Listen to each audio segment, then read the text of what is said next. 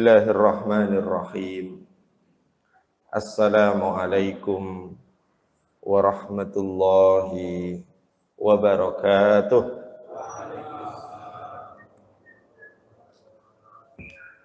Alhamdulillahilladzi ja'ala ramadhana syahrus siyam.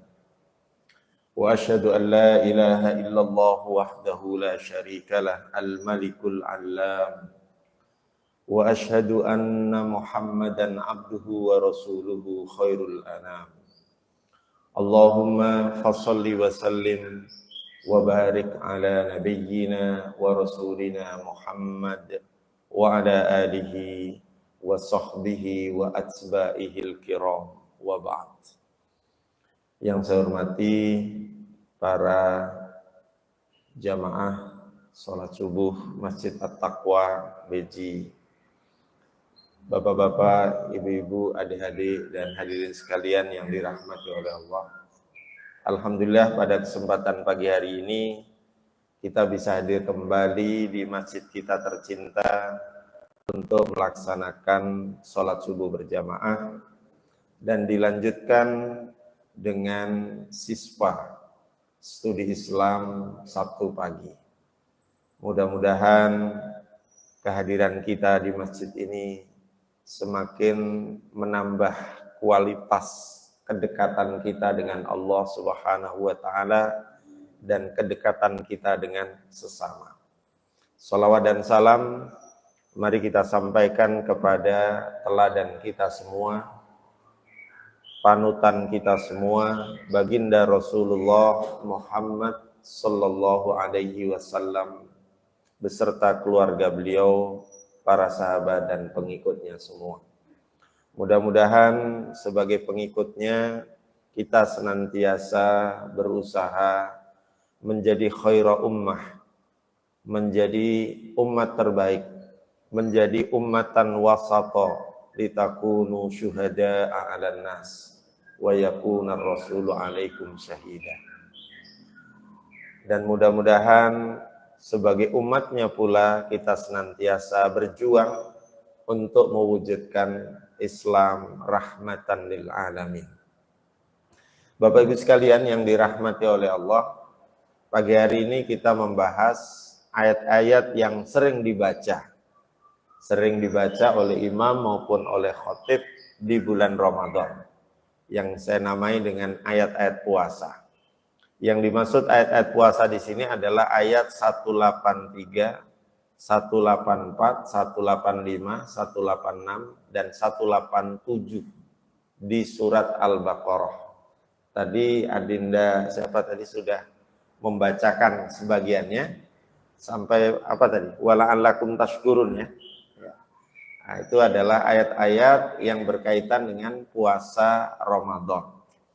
Ayat-ayat ini tidak sekedar dibaca, tidak sekedar diartikan, tapi juga perlu dipahami dari perspektif linguistik, dari sudut pandang ilmu bahasa. Karena ayat-ayat itu berbahasa Arab, dan bahasa Arab itu memiliki nuansa dan kedalaman makna yang berbeda dengan bahasa manapun di dunia. Setiap pilihan kata atau diksi, redaksi, dan gaya bahasa atau uslub itu punya kesan dan punya pesan tersendiri. Itulah mengapa kita penting membahas ini agar kita memiliki wawasan dan pemahaman yang relatif luas terkait dengan ayat-ayat puasa. Jadi pemahaman kita tidak sekedar puasa Ramadan itu wajib dilaksanakan sebulan penuh misalnya ya, dimulai dari terbit fajar ya, dan diakhiri dengan berbuka puasa pada saat azan maghrib dikumandangkan. Tidak sekedar itu. Oleh sebab itu tafsir ayat ini nanti akan dibahas dari segi gramatikanya, dari segi pilihan kosakatanya, dan dari segi pesan-pesan yang bisa diambil atau bisa dipetik sebagai pelajaran. Sekedar prolog, saya ingin memulai dengan menyatakan bahwa ibadah dalam Islam itu apapun namanya nanti, termasuk puasa, didesain untuk merubah dan memperbaiki mindset, pola pikir, dan gaya hidup muslim. Sebagai contoh, sholat. Sholat itu didesain oleh Allah untuk mengedukasi kita supaya berpola pikir positif kepada Allah. Ketika kita sholat, ketika kita menghadap dan beraudiensi dengan Allah, itu artinya kita memiliki pikiran yang positif.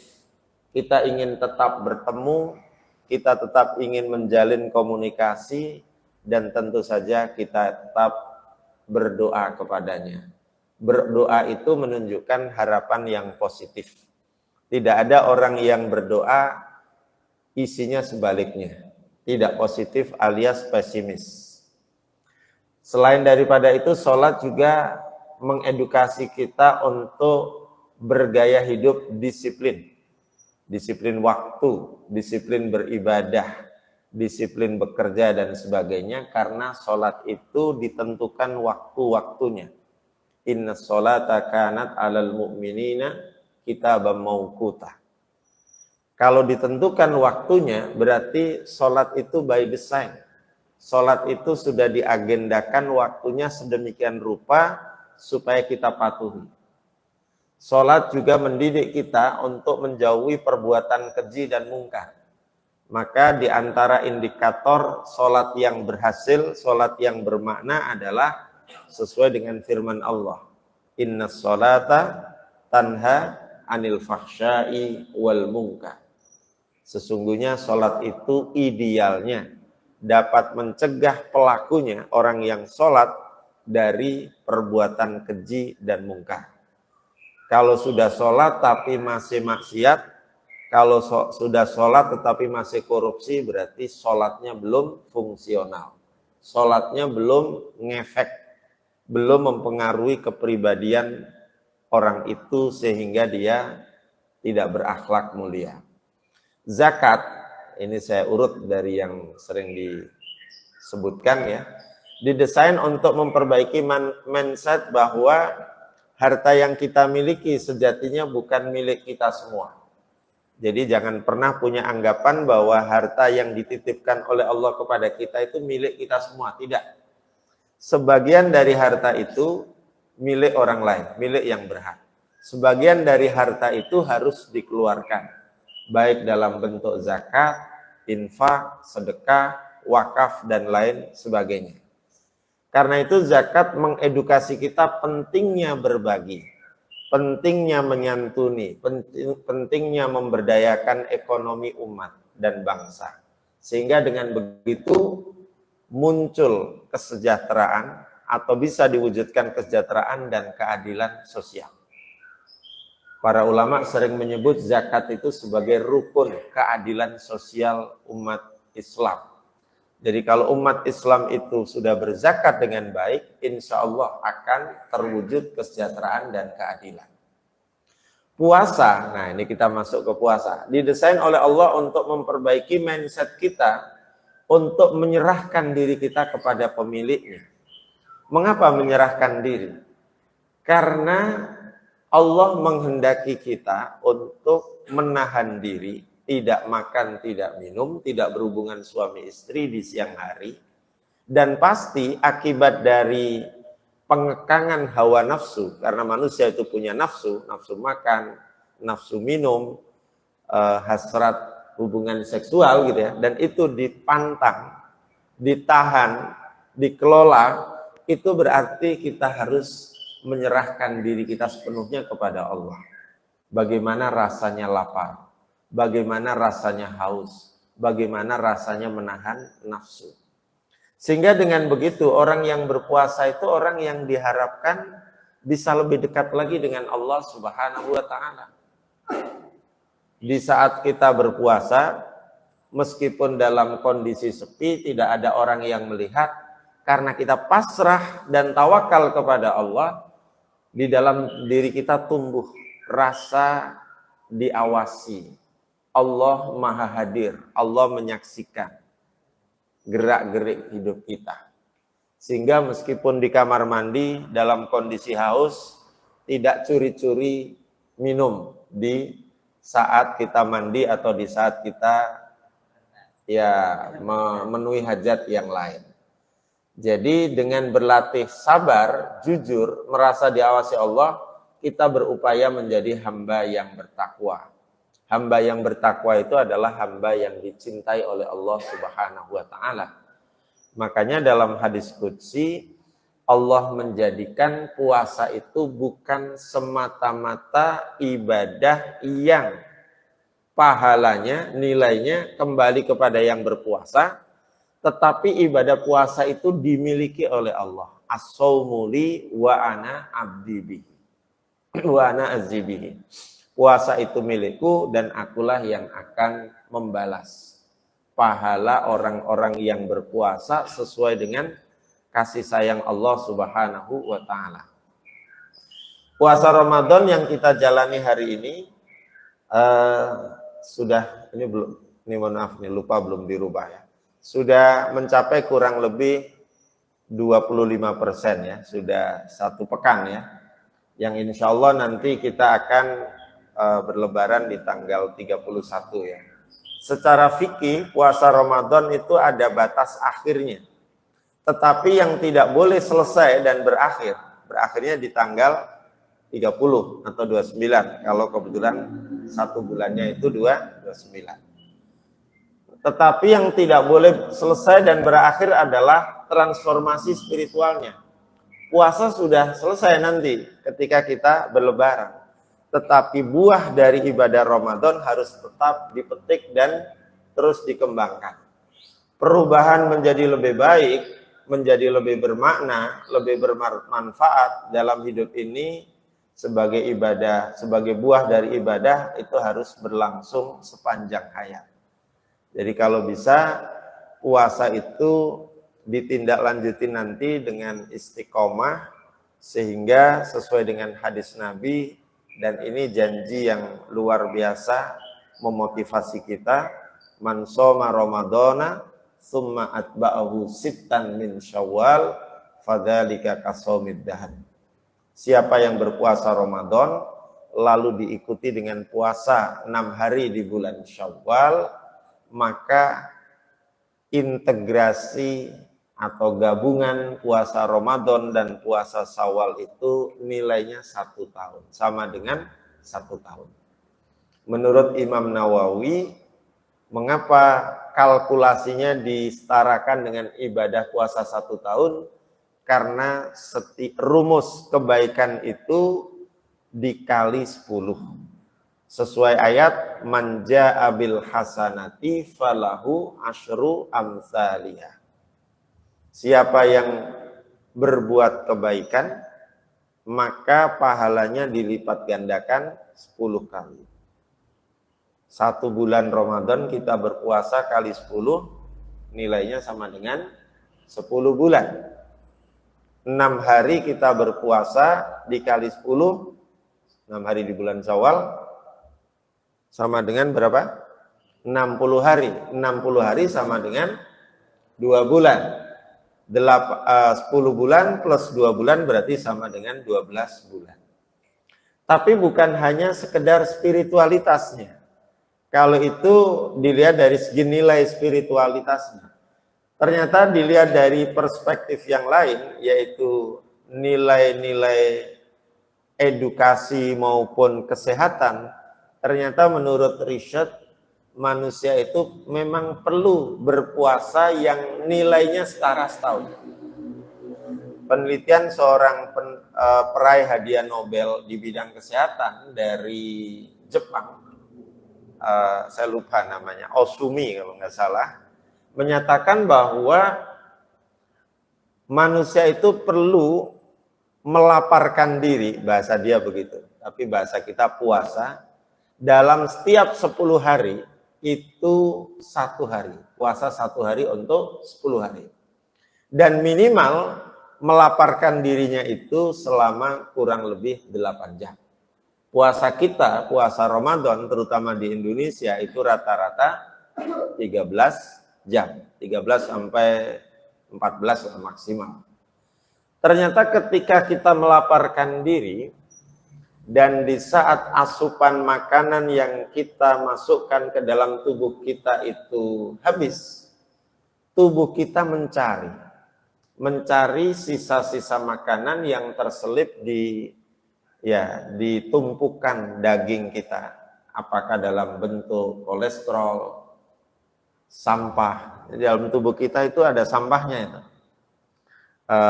Minyak-minyak, zat-zat yang tidak bisa dicerna seperti zat pengawet, pewarna gitu ya, toksin.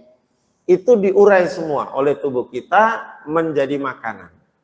Atau dalam bahasa dia, sel-sel itu, sel-sel dalam badan kita yang masih hidup itu akan memangsa, menghabisi sel-sel mati yang ada di dalam tubuh kita, sehingga puasa itu menghasilkan atau membentuk apa yang disebut dengan autofagisme.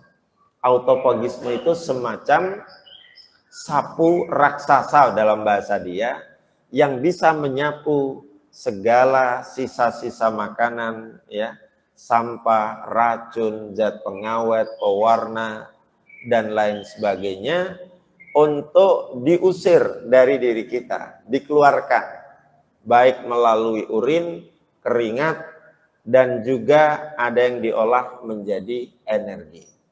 Oleh karena itu, dalam 1 tahun, manusia perlu berpuasa paling tidak 36 hari. Kan jumlah tahunnya itu berapa? Rata-rata 365 hari.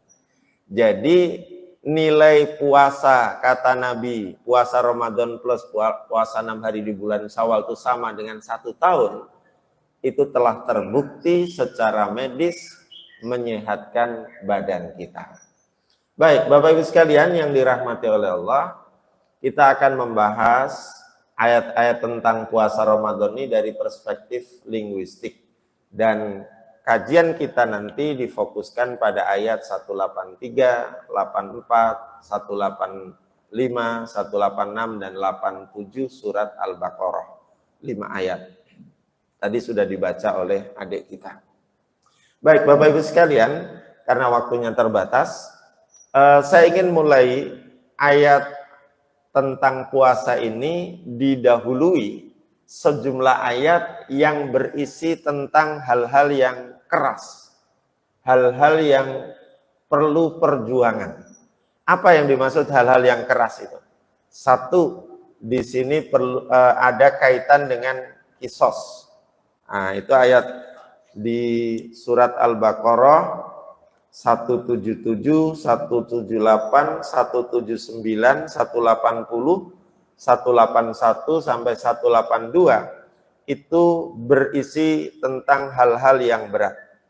Hal-hal yang berat dan perlu dihadapi dengan perjuangan yang dahsyat ya. Misalnya, ya ayyuhalladzina amanu kutiba alaikumul qisasu fil qatla. Itu terkait dengan hukum kisos. Hukum kisos itu berarti hukum apa? Setimpal membunuh ya dibunuh hukumannya. Apalagi kalau ada laki-laki yang bunuh ya nanti dia harus diterapkan di situ hukum kisos.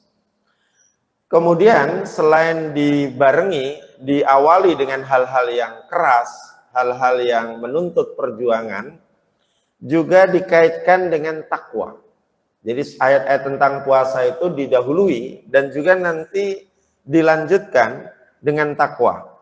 Misalnya ini, masih berkaitan dengan kisos tadi, walakum fil qisasi hayatu ya ulil albab la'allakum tattaqun.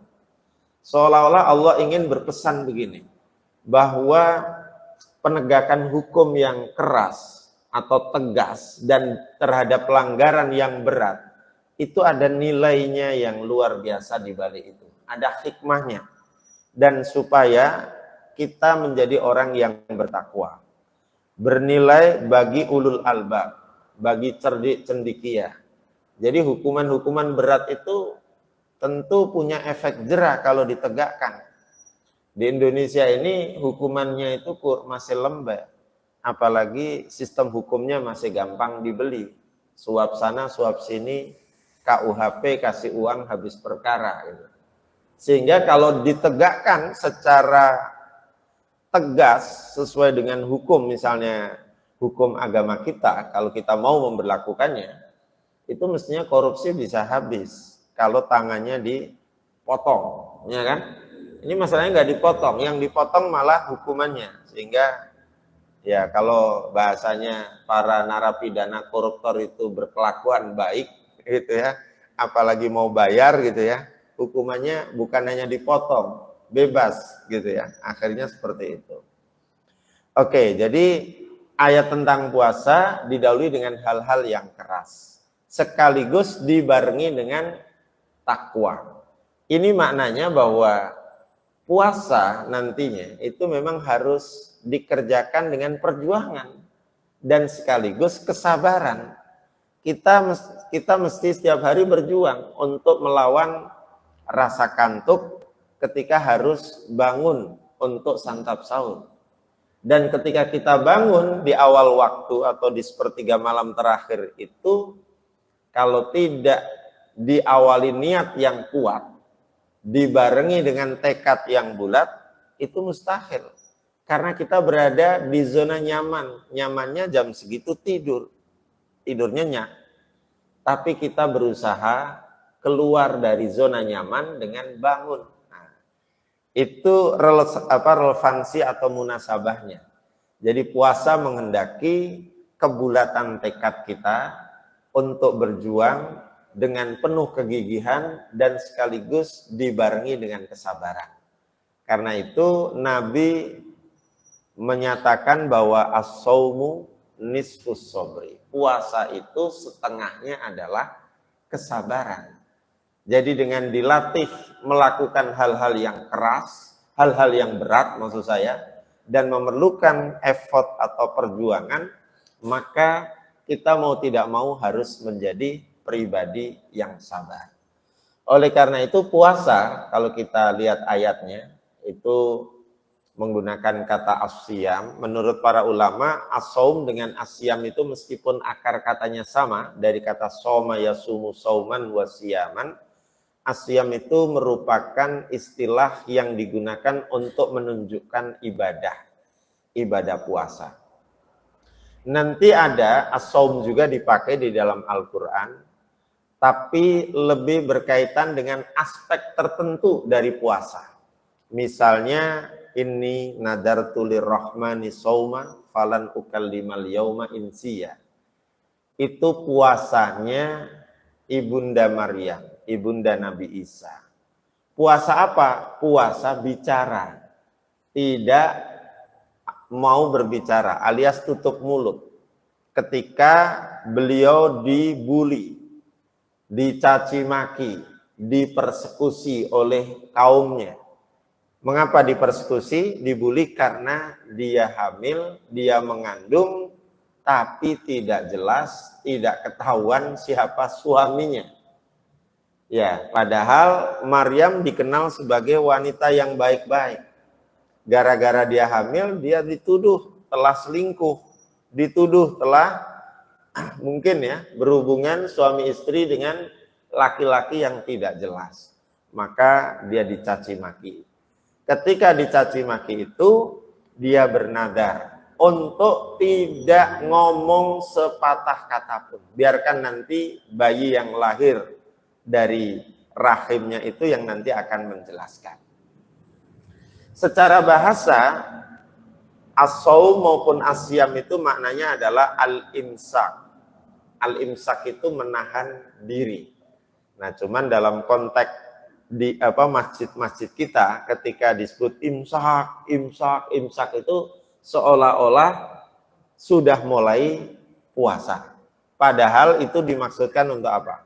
Untuk memberi peringatan. Ketika disebut imsak, tahan, jangan lanjutkan makan, kira-kira begitu. Itu sebetulnya dimaksudkan untuk memberi peringatan agar kita bersiap-siap puasa, bersiap-siap mengawali puasa.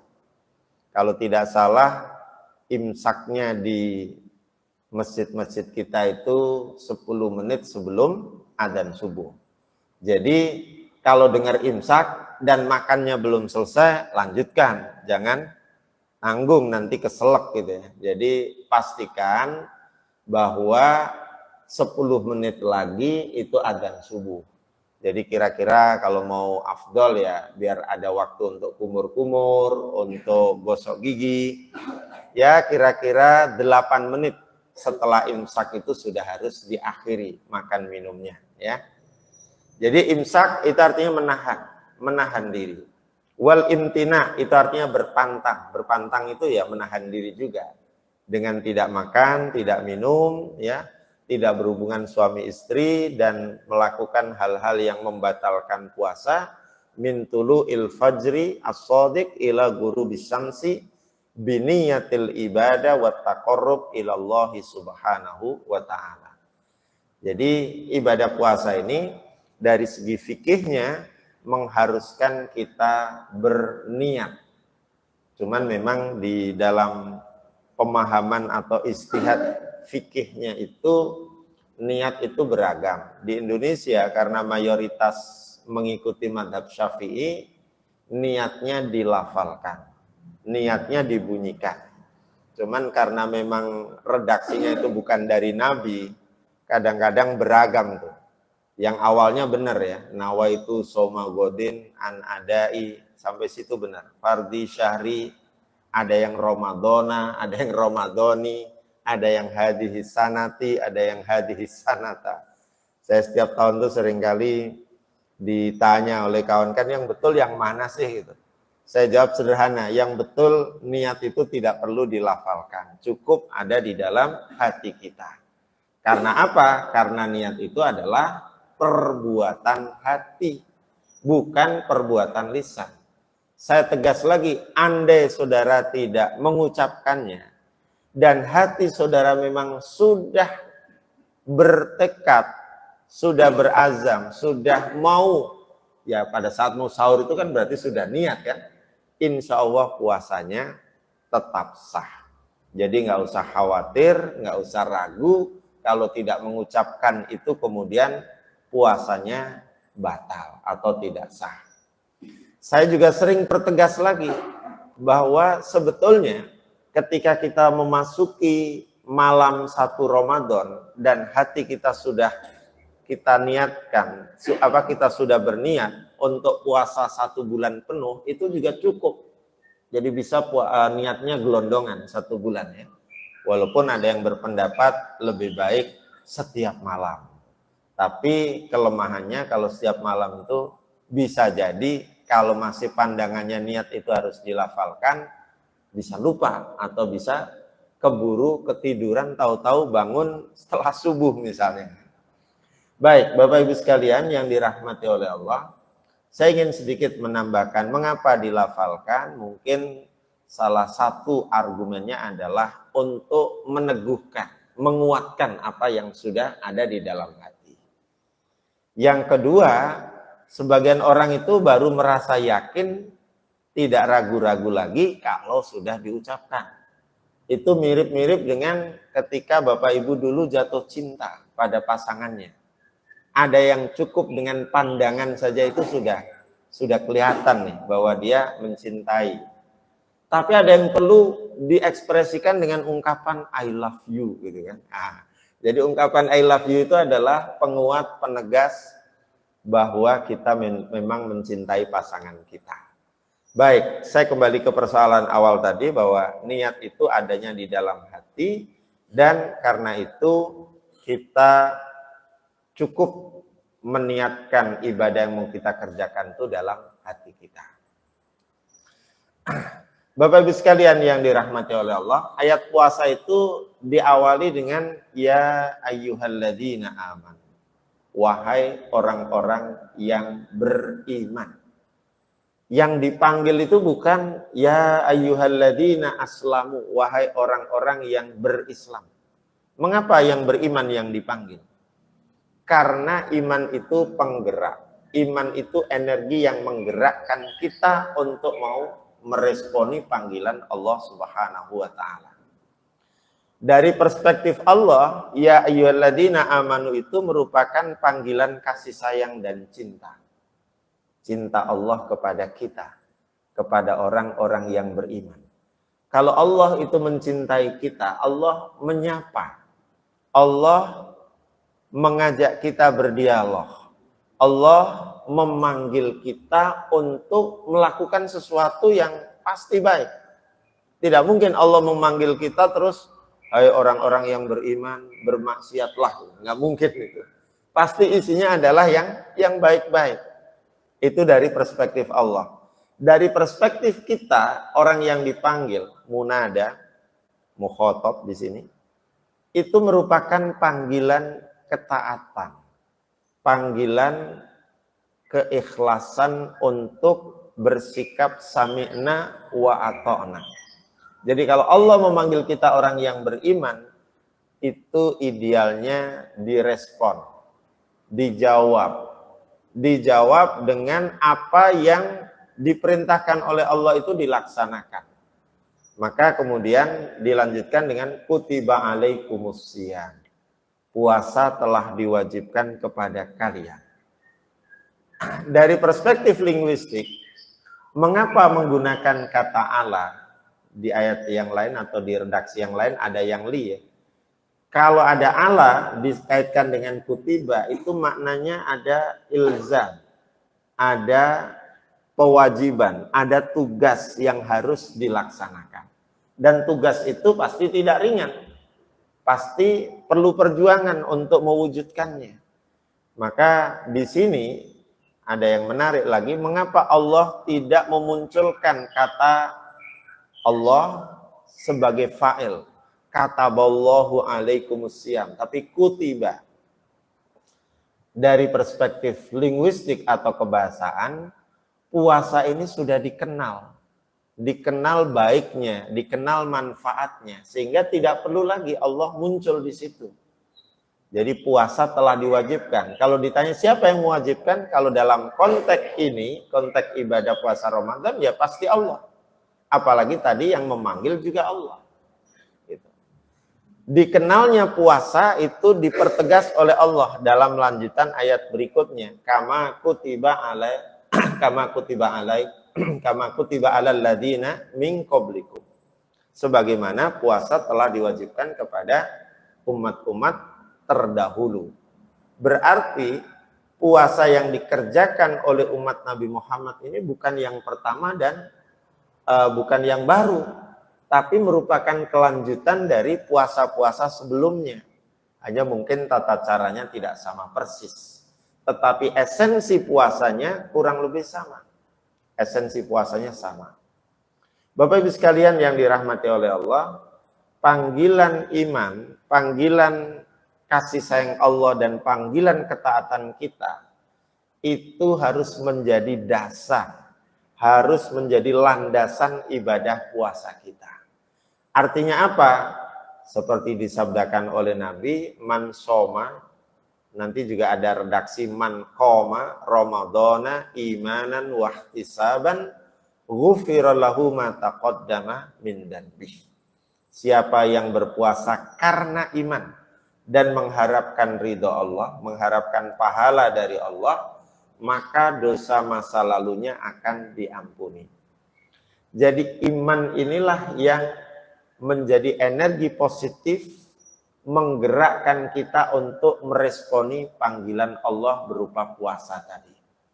Dan dengan iman kita merasa bahwa ibadah puasa itu memang berat, tetapi kita tidak merasakan itu sebagai beban yang berlebihan atau apalagi yang menyengsarakan kita. Tidak. Jadi dengan iman itu pula kita berusaha untuk melaksanakan puasa itu dengan sebaik-baiknya, agar kita bisa memperoleh manfaat, memperoleh hikmah dari ibadah puasa, sekaligus kita bisa meraih tujuan puasa. Nah, di akhir ayat 183 Allah tegaskan tujuan puasa itu apa? La'allakum tattaqun. Nah, ada yang menarik, mengapa menggunakan la'alla? La'alla itu artinya mudah-mudahan. La'alla itu litaroji, mengandung makna harapan. Tapi harapannya kalau boleh kita katakan itu 75%. 75% tercapai. Dan ada potensi memang tidak tercapai, berarti ada peluang bahwa orang yang berpuasa itu tidak meraih tujuan puasa. Dan ini kalau dari segi jumlah, dari segi pelakunya, kata Nabi lebih banyak dari segi pelakunya ya.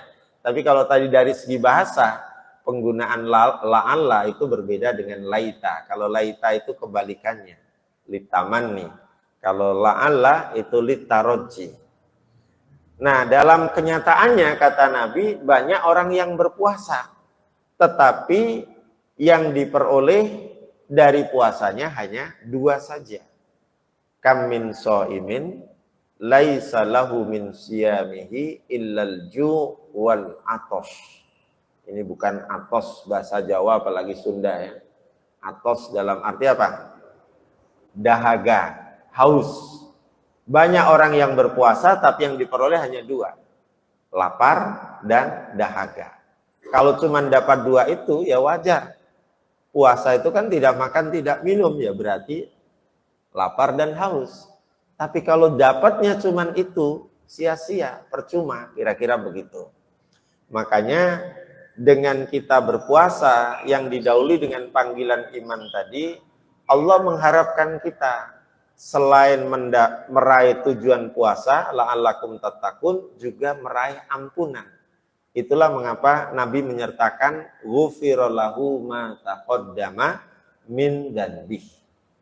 Niscaya dengan puasa berbasis iman itu dosa-dosa di masa lalu kita itu diampuni oleh Allah Subhanahu wa taala. Bapak Ibu sekalian yang dirahmati oleh Allah, saya lanjutkan nih perspektif linguistiknya ini ya. Jadi ada yang menarik dari setiap akhir, ini kita langsung ke situ ya. Akhir ayat-ayat Al-Qur'an yang berkaitan dengan puasa Ramadan. Yang pertama dari 183 sampai 187 itu ayatnya selalu diakhiri dengan fi'il mudhari. Yang pertama tadi apa? La'allakum tattaqun. 184 in kuntum ta'lamun fi'il mudhari. 185 wa la'allakum tashkurun, bersyukur, fi'il mudhari juga. 186 la'allahum yarshudun, fi'il mudhari juga. Dan 187 paling akhir ditutup dengan la'allahum yattaqun. Ini dari segi bahasa, fi'il mudhari itu menunjukkan present dan future tense. Apa maknanya? Puasa itu harus berorientasi saat ini, masa kini, dan masa yang akan datang. Artinya apa? Ibadah puasa ini hasilnya, buahnya, itu harus bisa dirasakan. Dampaknya itu harus kelihatan. Dan dampak itu pasti munculnya setelah kita melaksanakan ibadah Ramadan. Sebagai contoh, 183 diakhiri dengan la'allakum tattaqun ya. Tadi sudah ya. Menurut gramatika bahasa Arab, akhir ayat tersebut mengandung arti puasa harus berwawasan masa kini dan masa mendatang. Ketakwaan itu harus mengawali, menyertai, mengakhiri, dan sekaligus menindaklanjuti Ramadan. Jadi jangan sampai takwanya itu hanya di bulan Ramadan saja. Kalau bahasa kitanya menggeber apa? Berbuat baik, beramal kebajikan jangan hanya di Ramadan saja. Harus ditindaklanjuti dan bahkan ditingkatkan di bulan-bulan berikutnya. Ya. Bapak Ibu sekalian yang dirahmati oleh Allah, penggunaan fi'il mudhari dan didahului dengan kata la'alla itu mengharuskan kita memiliki optimisme. Optimisme itu penting karena optimisme itu menjadi pengarah dan pendorong diri kita untuk meraih yang dicita-citakan. Misalnya wala'allakum tashkurun. Itu diharapkan kita dalam berpuasa ini senantiasa menjadi hamba Allah yang bersyukur. Meskipun lapar, meskipun haus, pada saatnya ketika adzan maghrib tiba, kita harus senantiasa merasakan betapa nikmat Allah itu luar biasa. luar biasa, bisa membuat kita yang tadinya lemas, yang tadinya kurang gairah, kita menjadi bersemangat. Karena itu maka ibadah di dalam Islam termasuk puasa sejatinya merupakan bentuk ekspresi rasa syukur kita kepada Allah Subhanahu wa taala. Kita bersyukur dengan berpuasa itu, badan kita yang tiap hari terutama organ pencernaannya itu sibuk mengatur, mengelola, mencerna makanan yang masuk, di bulan Ramadan itu bersyukur karena di tengah hari, di siang hari sampai sore hari betul-betul istirahat, tidak melaksanakan tugas pencernaannya. Dan kebersyukuran itu membuat organ-organ pencernaan kita ketika azan maghrib tiba itu bersyukur lagi. Karena apa? Karena yang tadinya tidak dipenuhi, artinya tidak diasupi makanan, lalu